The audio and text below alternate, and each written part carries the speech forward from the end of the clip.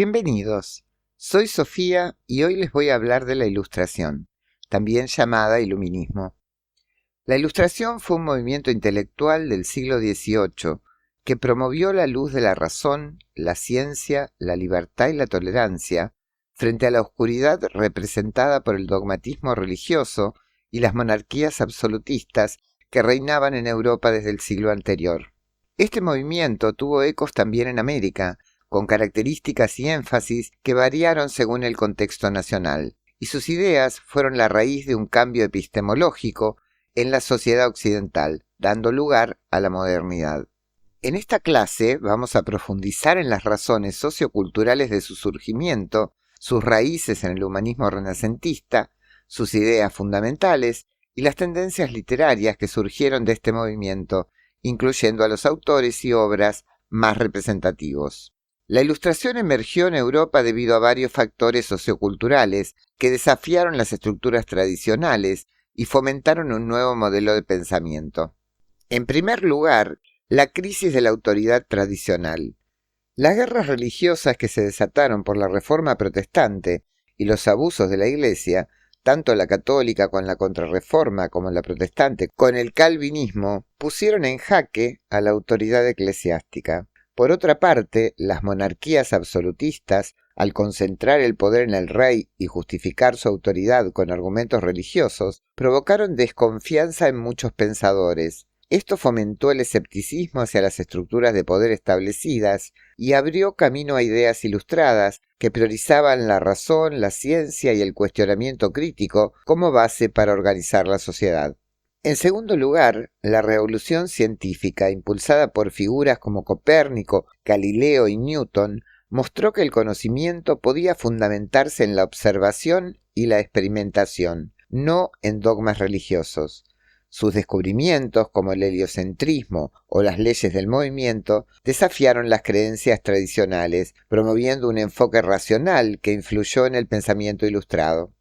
En tercer lugar, la expansión de la educación y la imprenta en los siglos XVII y XVIII permitió la producción masiva de libros, lo que incrementó la alfabetización. La imprenta no solo impulsó los libros, sino también la publicación de periódicos, que difundían las ideas ilustradas. Esto democratizó el acceso al conocimiento y fomentó debates intelectuales en lugares como cafés y salones, donde las ideas ilustradas, basadas en la razón y el cuestionamiento, se discutían ampliamente. En cuarto lugar, el ascenso de la burguesía. Esta clase social, en auge económico, buscó mayor participación política y social, cuestionando el sistema socioeconómico heredado de la Edad Media y caracterizado por la dominación de la nobleza y el clero, la propiedad territorial concentrada en manos de la aristocracia y las relaciones de vasallaje que limitaban la movilidad social y económica. En quinto lugar, el contacto con otras culturas. La exploración y el colonialismo durante los siglos XV al XVIII permitieron a los europeos conocer sociedades con estructuras sociales y políticas distintas. Este contacto cuestionó la supremacía de los modelos europeos, fomentando ideas de universalidad, progreso y la posibilidad de nuevas formas de organización social basadas en la razón. En sexto lugar, las crisis sociales y las desigualdades. Las profundas desigualdades del antiguo régimen, marcadas por privilegios de la nobleza y el clero, generaron descontento. Pensadores como Voltaire, Rousseau y Montesquieu criticaron estas injusticias y propusieron reformas basadas en la razón, los derechos naturales y la igualdad, sentando las bases de ideas revolucionarias. El Renacimiento, desde el siglo XIV al siglo XVI, a través del humanismo, había planteado muchas de estas ideas, pero no logró transformar las estructuras sociales debido a la resistencia de la Iglesia y las monarquías. Esto se debió en gran parte a la Reforma Protestante, comenzada por Lutero en 1517 y que se extendió por gran parte de Europa durante el siglo XVI, generando guerras de religión y limitando el desarrollo del humanismo renacentista, que promovía la razón y la dignidad humana. Tanto el humanismo como la Reforma desafiaron la autoridad de la Iglesia católica, pero la Reforma priorizó la teología sobre la razón libre, manteniendo el dogmatismo religioso. Los reformadores protestantes, como Lutero y Calvino, adoptaron posturas dogmáticas, restringiendo el pluralismo intelectual del humanismo. Por su parte, la Contrarreforma, como respuesta católica a las críticas reformistas, mediante la censura y las listas de libros prohibidos, por ejemplo, limitó la difusión de las ideas humanistas. Las guerras religiosas desviaron la atención del proyecto cultural humanista hacia disputas teológicas, impidiendo su realización. Por otro lado, es importante destacar que la Reforma fomentó la alfabetización y el cuestionamiento de la autoridad, creando condiciones para el desarrollo de las ideas de la Ilustración en los siglos posteriores. Resumiendo, el humanismo renacentista no fracasó completamente, pero su potencial transformador se vio restringido por la polarización religiosa y la resistencia de las monarquías. Aunque en el siglo XVII el barroco reflejó algunas de estas tensiones, su enfoque fue más introspectivo, religioso y estético, mientras que la Ilustración canalizó estas inquietudes hacia un proyecto racional y reformista de la sociedad. El barroco expresó la crisis social, pero no propuso soluciones, coaccionado en gran parte por la censura, sino que reforzó el absolutismo y la religión como pilares de estabilidad política y social.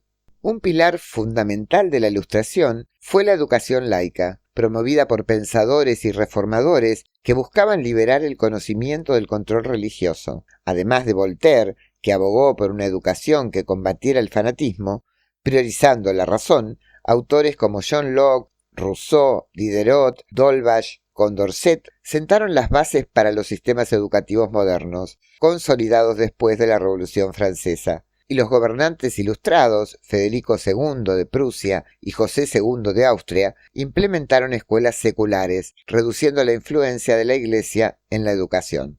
En lo que respecta a la literatura, la Ilustración la transformó, promoviendo la razón, la crítica social y la secularización, y generando una amplia gama de obras literarias en toda Europa y América. Las principales tendencias, en cuanto a géneros, incluyen literatura filosófica y ensayística, sátira y crítica social, novela filosófica, literatura didáctica, poesía racional, literatura de viajes y utopías, y teatro ilustrado.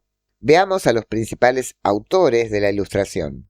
En Francia, Voltaire, con una obra extensa, sus viajes y su intensa vida social, se convirtió en un símbolo de la Ilustración, y su influencia cultural se extendió por toda Europa.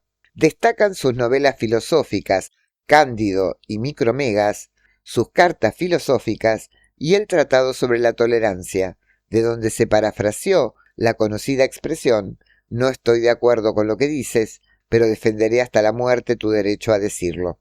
Otros autores franceses incluyen a Montesquieu con las cartas persas y el espíritu de las leyes, a Denis Diderot con El sobrino de Rameau y Jacques el fatalista y su amo. En Inglaterra, Jonathan Swift con Los viajes de Gulliver y Una modesta proposición, Samuel Johnson con Rasselas, Alexander Pope con Ensayos sobre el hombre y El rizo robado, Escocia, David Hume con ensayos morales, políticos y literarios, Adam Smith con Teoría de los sentimientos morales. En Alemania, Lessing con Nathan el Sabio, Christian Wolff con Pensamientos racionales sobre Dios, el mundo y el alma del hombre. En Italia, César Beccaria, de los delitos y las penas, Pietro Verri, Meditaciones sobre la felicidad. Y en Estados Unidos, Benjamin Franklin con su autobiografía. En todas estas obras podemos encontrar rasgos fundamentales de la Ilustración. La claridad y accesibilidad. Los escritores ilustrados adoptaron un estilo claro y directo, evitando el lenguaje ornamentado del barroco.